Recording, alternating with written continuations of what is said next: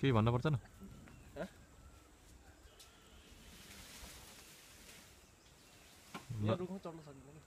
हाम्रो सरले यहाँ चिन्टुटार गाउँमा आएर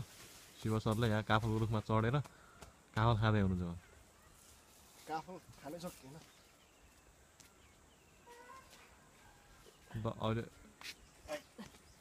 नसकिने रुख चढ्न नसकेको अवस्था रुख चढ्न नसकेको अवस्था अर्कोमा चाहिँ चढिन्छ है हो यसमा चाहिँ दामी आउँदो रहेछ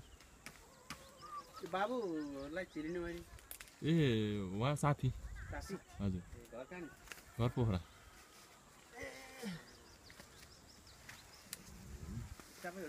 होइन होइन भर्खर जापानबाट आएको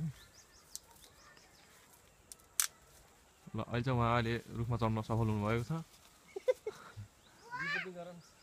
र उहाँले अहिले काफल टिपेर काफल ग्रहण गर्दै हुनुहुन्छ यो रुखको त लास्टै गुलियो रहेछ हो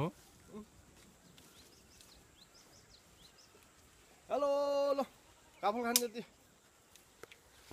काफल खान जतिले आठवटा त अहिले उहाँ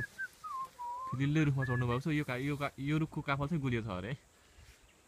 लास्टै गुलियो रहेछ अहिले उहाँ निकै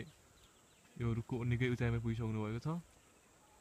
तालपरे उहाँले उहाँबाट हाम फालिदिने बेर पनि लाग्दैन टाउको पनि देखाउनु न यता उनीहरू पनि खाएको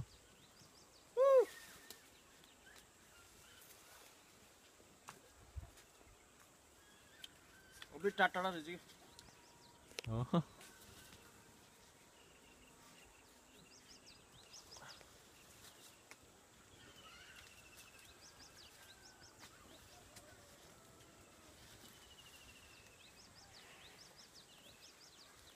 कताबाट झन्डै